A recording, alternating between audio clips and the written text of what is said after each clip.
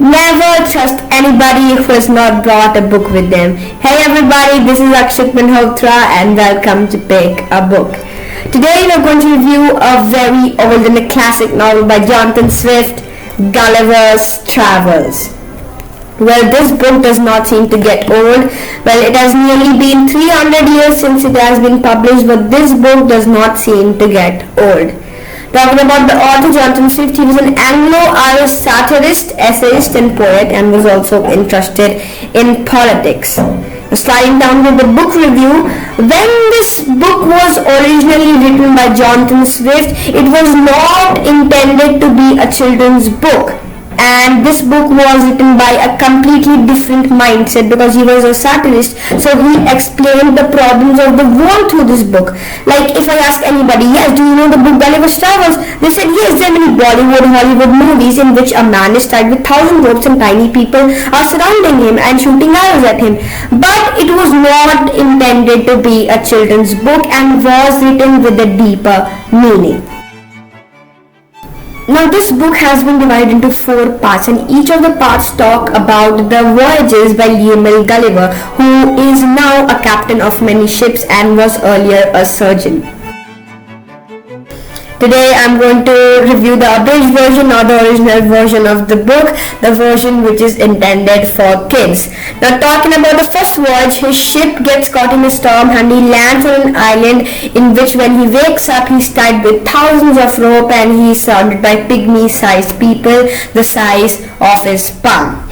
Now, there are umpteen problems when he lands on the island of Lilliput. The island's name is Lilliput because pygmy-sized people and a giant, the comparison, he was very big and there were umpteen problems as I told you.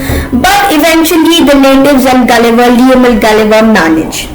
Now the main plot of the story is the king of the Lilliputians asks for the giant's help, which is Lemuel Gulliver here, to destroy their enemy's fleet. Now the enemy was living on another island which was called Bifasque.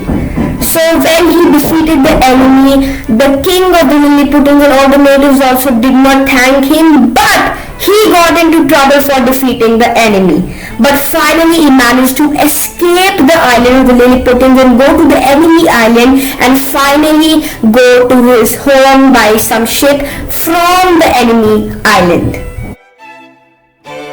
We're talking about his second voyage, his voyage to Brobdingnag, in which he is a pygmy himself and all the natives of the island of Brobdingnag are giants. He is seized by a farmer and used as a source of income. Now the question arises, how a farmer used Gulliver as a source of income? And the answer is, the farmer orders Gulliver to perform in front of people so that he can earn money. And after some days, Gulliver is freed from the farmer's cruel clutches and now Gulliver lived in the palace of the king and queen of Brobdingnag, land of the giants, where all the necessary preparations, all the necessary things are made for Gulliver. A box is made in which bed, closets of his size and all other things needed for survival in the land of the giants was made for him. And in his third voyage, doesn't visit one place but visits many places, and the first place he visits is the flying island or known as Laputa, in which the natives are known as Laputians, who are engrossed in the thoughts of just mathematics and music and do not care about the rest of the world. And they've red balloons which have dry peas and marbles in them, and their servants which stroke their eyes and ear to let them know what is going around in the world. They are so engrossed in their thoughts that they do not care about the rest of the world. So they have servants who stroke their ears and the eyes and ears to let them know what is going around in their world. So the satire this story describes, the satire in this story is that bookish knowledge isn't enough to live in this world. You have to have common sense. Now talking about the second journey in this part of the book was when he left the Laputa, the flying island, he went to Glubdubrig, the land of the magicians, in which this is a very short part in which the king asks Lemuel Gulliver if he wants to meet some great dead people, because he is a magician. He can bring dead people back to life for 24 hours. So he met Alexander the Great, Julius Caesar, Brutus, and many other famous people and had a great time. And after some time he left Glubbdubdrib, the land of magicians, and went to a land called Barney. Sorry, not Barney. It was Lugnag, in which there was absolute monarchy. And from Lugnag he travelled to Japan, from which he travelled home. So this was the third part.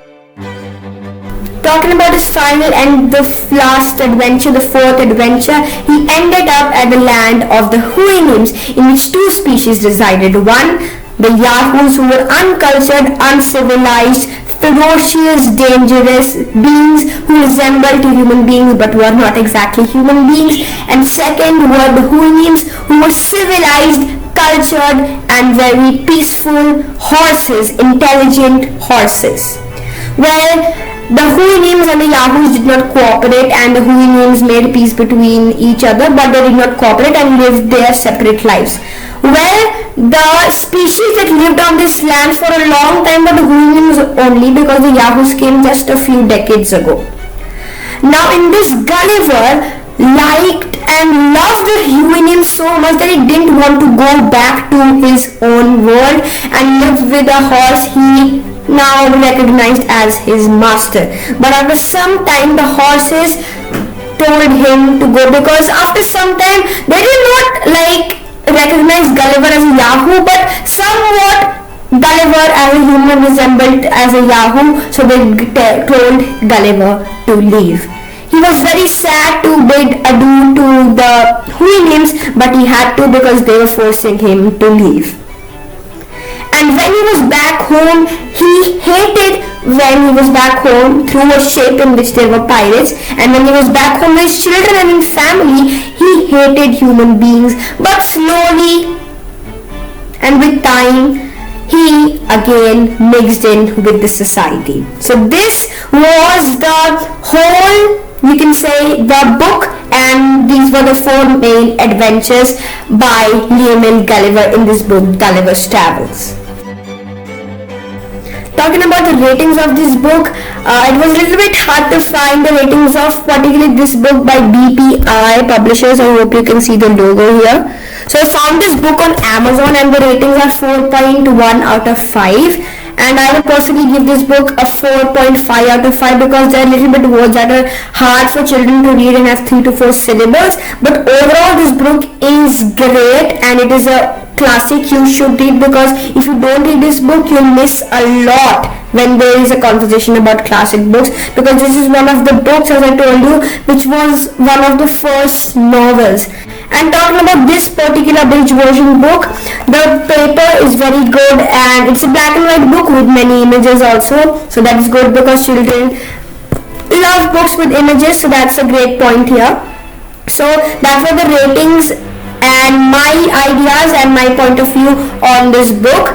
So thank you so much for watching this video, and thank you so much to all my lovely subscribers for 350 subscribers, and our next goal is 400 subscribers. So thank you so much for watching, and please share this video and like it and subscribe if you like our content. Thank you so much. Bye bye. Akshit Manhotra signing off for today. See you next time in my next video. And if you want any other book review, write it down in the comments. Bye bye.